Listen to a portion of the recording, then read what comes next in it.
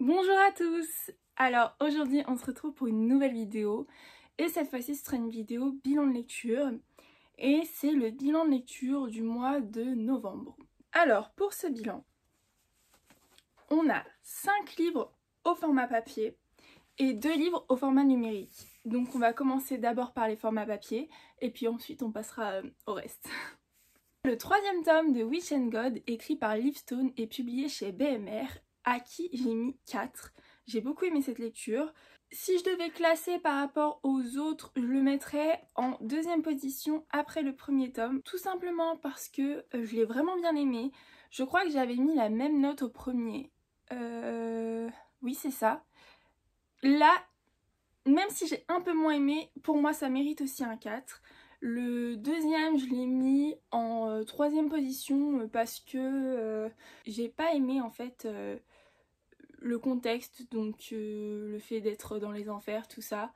Le délire d'épreuves aussi un petit peu. Voilà, ça m'a beaucoup rappelé les épreuves d'Hadès. Je ne sais plus par qui c'est écrit, il me semble que c'est 2 autrices. En tout cas, je vous mettrai ça sur l'écran. Mais voilà, j'ai pas beaucoup aimé celui-ci. Mais ça a rattrapé. Franchement, le troisième a rattrapé. Donc le troisième, si vous voulez pas entendre des résumés, je vous conseille de passer. Je vous mettrai le timecode où je ne parle plus des résumés si vous voulez passer. Et donc voilà. Dans ce tome-ci, on suit Méroé qui a donc été enlevée par Zeus, alors que en fait, pour préparer l'affrontement qui va avoir lieu, vous savez, par rapport à ce qu'on a vu dans les précédents tomes, il lui faut l'artefact donc des sorcières, la baguette de la première Circé. Et donc elle est à sa recherche sur en fait l'ancienne île de leurs ancêtres quand voilà, elle est interrompue par Zeus et ses manigances. Et en fait Zeus décide de la confier à Héphaïstos dans ses forges et bon, proximité forcée, voilà.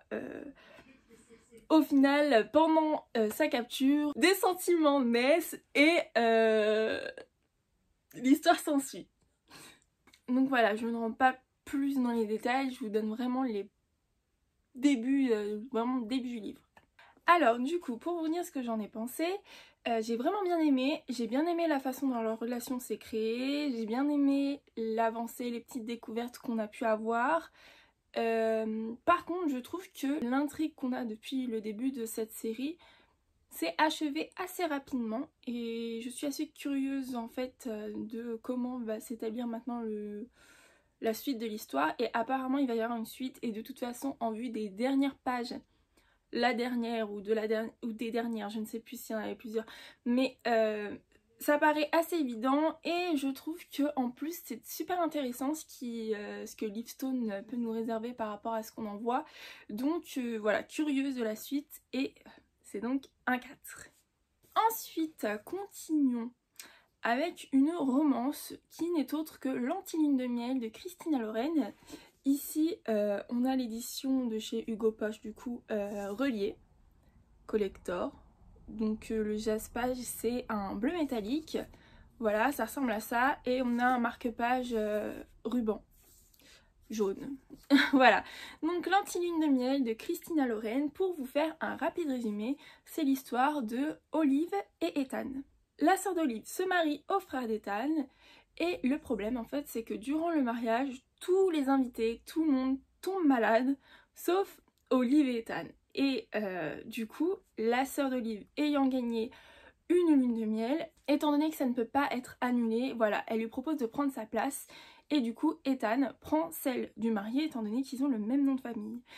Et le souci en fait c'est que Olive et Ethan se détestent, voilà, ils se disent comme étant ennemis, vous verrez pourquoi je fais des guillemets après, et ils proposent tous les deux de faire une trêve le temps de ces 2 semaines de voyage où ils devront faire semblant d'être un jeune couple marié pour pouvoir profiter en fait de cette lune de miel. Donc qu'est-ce que j'en ai pensé? Eh bien sachez que c'est également un 4, voilà, j'ai beaucoup aimé. Pourquoi j'ai beaucoup aimé, là où il y a des avis assez mitigés, c'est que moi je n'avais pas plus d'attente que ça en fait. J'avais pas beaucoup regardé le résumé, je savais que les 2 personnages sont censés ne pas s'apprécier, mais voilà, je partais pas plus que ça sur des attentes d'un enemy to lovers comme on peut en avoir vraiment, genre au moins au départ, qui est vraiment une relation d'ennemi à ennemi quoi. En fait pour tout vous dire, c'est vrai que je comprends que des gens aient été déçus puisque quand on est intéressé par cette trope, on s'attend à ce que ce soit vraiment intense. Là où ça n'a pas été le cas en fait, c'était vraiment léger. On voit qu'il y a des tensions, qu'il y a un conflit, mais bon, ça s'avère être plus des non-dits qu'autre chose. Donc je vous recommande cette lecture.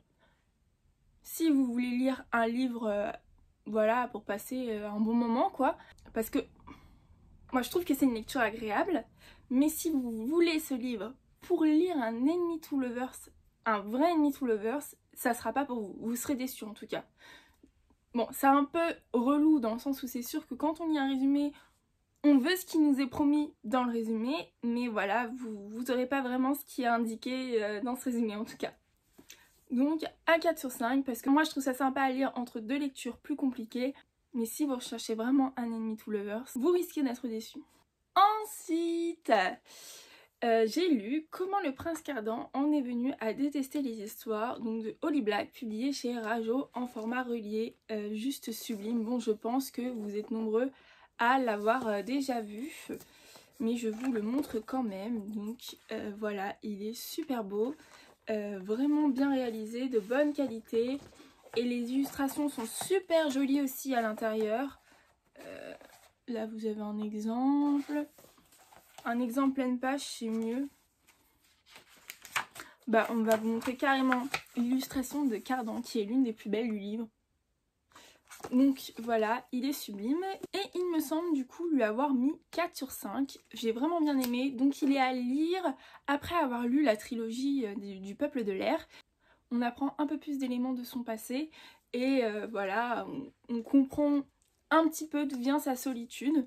On a quelques petites nouvelles de ce qui se passe après du coup la fin.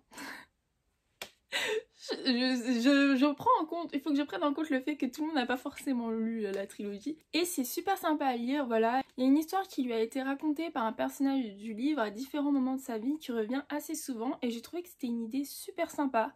Vous verrez, on revient dessus, l'histoire évolue en fait dans le temps.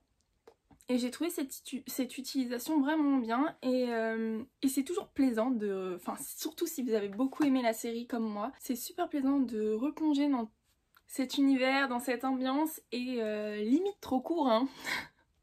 Mais le seul regret que j'ai, c'est que dans ce livre, il n'y ait pas les lettres de Cardan traduites du coup en français. Donc pour ceux qui n'ont pas lu la série, je vais pas donner plus de détails que ça, mais voilà, c'est le regret que j'ai. J'aurais vraiment beaucoup aimé, voilà. Après il y en a qui ont fait la traduction, mais ça aurait été vraiment sympa. En tout cas comme j'ai dit, voilà, 4 sur 5, c'était très sympa, les illustrations sont très belles, j'adore. Ensuite, le 3e tome de Grisha, L'Oiseau de Feu, écrit par Les Bardugo. Je ne sais pas si je l'ai dit bien, encore une fois je vous préviens. Et publié chez Milan, donc de Page Turner. Grisha 3, c'est un 3,5, c'est le tome que j'ai préféré dans la saga Grisha, donc la première, hein, seulement Grisha. Voilà, faut savoir que moi, Grisha, j'ai eu beaucoup de mal à le lire. Le premier tome, je pense que j'ai eu du mal parce que j'ai vu la série avant et que c'est vrai qu'ils sont restés plutôt fidèles. On retrouve les grandes lignes de la série, même s'ils ont incorporé les Six of Crows dans l'histoire. Je ne sais pas s'il y a des éléments ressemblants par rapport au livre de Six of Crows puisque je ne les ai pas encore lus, mais en tout cas c'était tellement fidèle au premier tome que c'est vrai que je me suis un peu ennuyée. Donc peut-être que mon jugement va être faussé pour le premier tome. En tout cas le deuxième, j'ai vraiment eu énormément de mal à le lire. Par contre celui-là, c'est celui que j'ai préféré. C'est celui où il y avait le plus d'action. Mais mon problème avec Grisha, c'est que je trouve que les personnages ne sont pas hyper attachants. J'ai du mal avec Alina, même mal, je le trouve un peu fatigant. Et le Darkling, je trouve qu'on le voit pas beaucoup. Là je vous parle en général dans la série, hein. Par contre, coup de cœur pour Nikolai, j'adore Nikolai, vraiment c'est mon personnage préféré. Nikolai, on en redemande, hein. Donc je ne sais pas comment ça se passera pendant les King of Scars, mais ça, King of Scars, c'est la série après Six of Crows, dans le Grishaverse, donc la 3e, c'est une duologie où on suit Nikolai et un autre personnage. mais 3,5. Donc pour vous faire un résumé de Grisha, le premier tome. Donc voici à quoi peut ressembler le premier tome de Grisha. Là c'est sans la jaquette, moi j'avais pas la jaquette, vous savez la jaquette avec l'image de la série, mais vous avez aussi une autre version où c'est le personnage d'Alina dessus. Donc pour faire un rapide résumé de Grisha, il risque de vraiment pas être terrible mon résumé. On est en gros dans le royaume de Ravka qui est séparé en deux par une nappe de ténèbres appelée le Shadowfold. C'est très dangereux de le traverser, voilà, parce qu'il est habité par des monstres. Il me semble dans mon souvenir que ça s'appelle les Volcra. Et un jour, les pouvoirs d'une orpheline appelée Alina, qui est donc notre protagoniste, sont découverts. Elle en fait maîtrise la lumière. Et c'est la seule qui peut faire ça en fait. Et au final, elle se révèle être peut-être la clé pour la libération du royaume. Et tout ça va reposer sur ses épaules. Donc voilà, elle va du coup être assistée par un Darkling, nanani nanana. Je vais pas trop dans les détails pour ceux qui veulent découvrir la série, pour ceux qui veulent découvrir la saga et qui n'ont pas vu la série. Donc voilà. Pour revenir du coup à la fin de cette première saga dans le Grishaverse, comme je l'ai déjà dit, c'est un 3,5, j'ai bien aimé, il y avait plus d'action. Bon, la chute n'est pas hyper spectaculaire du coup, mais étant donné que l'histoire continue avec d'autres protagonistes, sous d'autres angles de vue, c'était peut-être pas un mauvais choix. De toute façon, vu la situation, c'était le bon choix. Et plus d'action, des découvertes, voilà.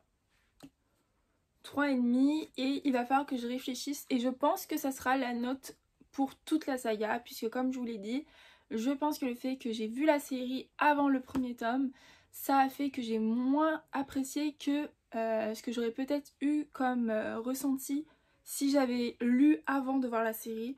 Donc 3,5 pour Grisha.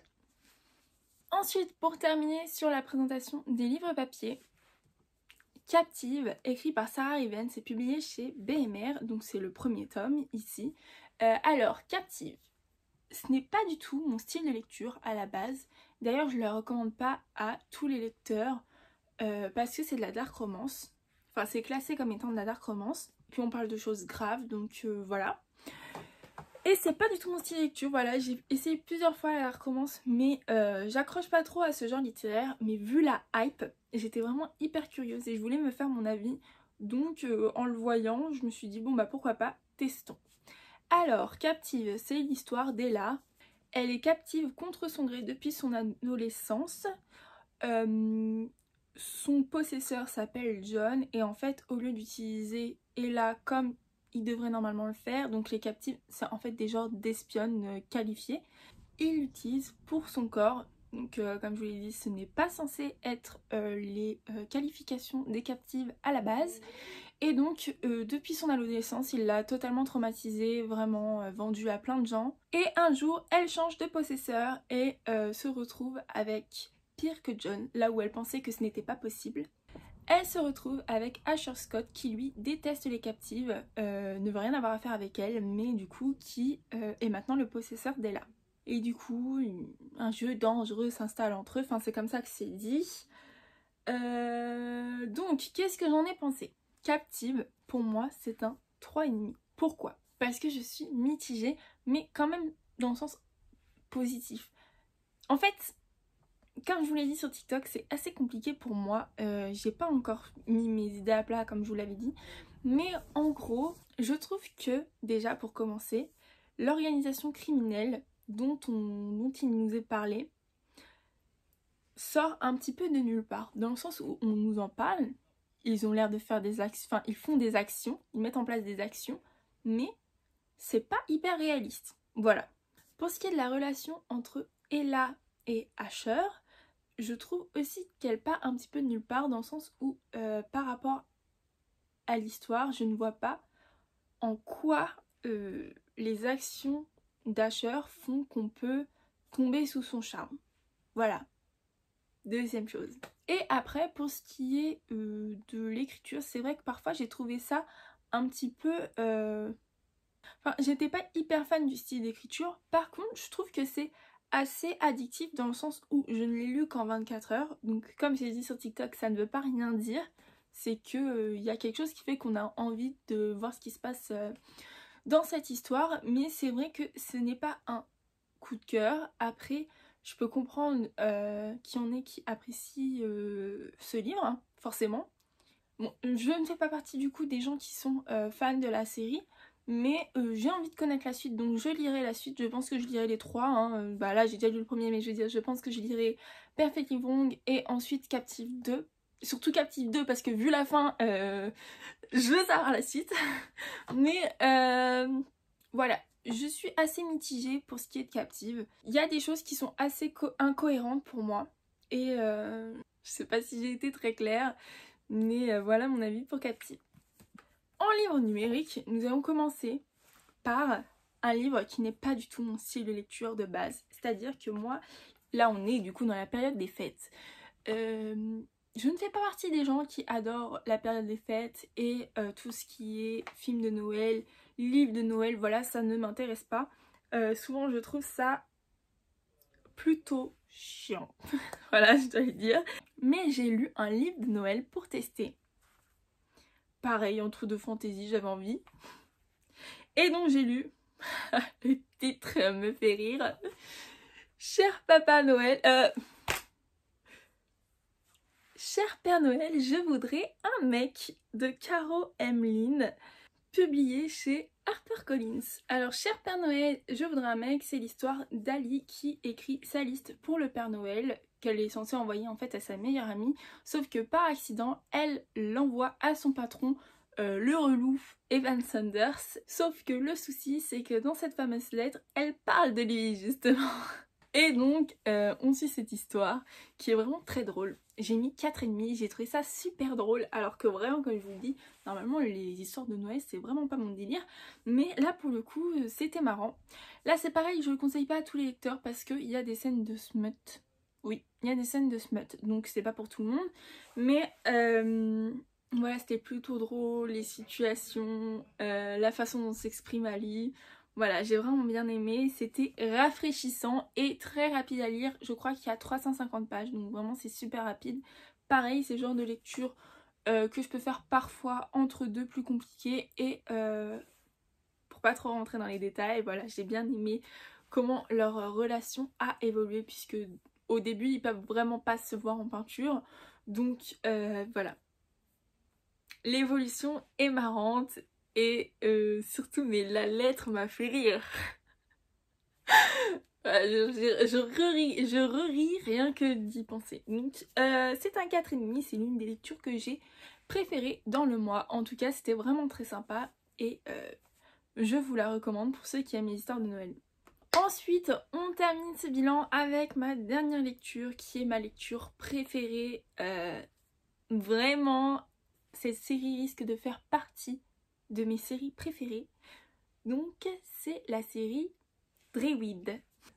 Si vous avez l'abonnement Kindle Unlimited, donc de Amazon Prime je crois que c'est, vous pouvez l'emprunter gratuitement et même si vous n'avez pas l'abonnement, si vous êtes seulement abonné Prime, vous pouvez le lire gratuitement. Donc Dreweed c'est écrit par Laurent Chevalier et le tome 1 c'est de la pluie sur les cendres. J'ai adoré, vraiment c'était génial. À nouveau un rapide résumé, alors j'enlève le stylet parce qu'il me gêne. Dreweed c'est l'histoire, enfin le tome 1. Dans ce tome 1 de Dreweed, on suit Tristan et Nova qui sont contraints à se marier, donc c'est un mariage arrangé, alors qu'ils ne connaissent rien ni de l'un ni de l'autre. Pour vous expliquer, Dreweed en fait, c'est un monde qui évolue au milieu d'une autre, mais caché aux humains. J'espère que c'est assez bien, j'essaye de bien expliquer. Et Tristan et Nova sont contraints de se marier pour créer une alliance en fait entre leurs deux clans. Nova étant la fille du roi de tous les habitants de Dreweed. C'est les Dreweediens, je sais plus comment on dit. Mais quelque chose comme ça. Et Tristan c'est le fils de la chef des Pictes il me semble, ou quelque chose comme ça. En tout cas c'est le fils de la chef de l'un des clans les plus puissants en dessous en fait de celui du roi tout simplement. Et leur union va tout faire basculer, dans le sens où au lendemain de leur noces, Nova se retrouve amnésique et contrainte à vivre et refaire sa vie tout simplement dans un monde qu'elle ne connaît pas du tout, donc le nôtre. Et Tristan, lui, se retrouve exilé. Sauf que ce que nous, on sait à ce moment-là, enfin ce dont on se doute par rapport aux réflexions de Nova, c'est qu'il a dû se passer quelque chose, voilà, de grave. En tout cas, c'est la sensation qu'elle a, mais elle ne sait pas du tout qui elle est en dehors de son prénom. Voilà, elle n'a plus aucune information et est obligée de refaire toute sa vie. Donc elle commence à se reconstruire une vie et le destin fait que son chemin va recroiser celui de Tristan. Donc l'histoire va suivre son cours et c'est un 5 sur 5. J'ai adoré. Je sais même pas si c'est pas un coup de cœur d'ailleurs, vraiment. Il y a beaucoup de rebondissements. Les personnages. Ah, j'ai oublié de dire, encore une fois, je recommande pas ça à tous les lecteurs parce qu'il y a de la violence et il y a du smut. Ah, je veux pas vous spoiler, mais en tout cas il y a des trigger warnings, il y a vraiment des trucs qui peuvent choquer certains lecteurs. Donc voilà, c'est... attention. En tout cas, les rebondissements, ouf, j'ai bien aimé leur relation. La fin, oh, la fin, mon côté drama queen est ressorti. Je me suis dit, mais non. Ah, non, j'allais dire une insulte. Non, vraiment, la fin, elle est juste incroyable. Il y en a d'ailleurs, j'ai vu qu'ils avaient... Enfin, j'avais vu quelques chroniques. Il y en a qui comparent ça à Game of Thrones.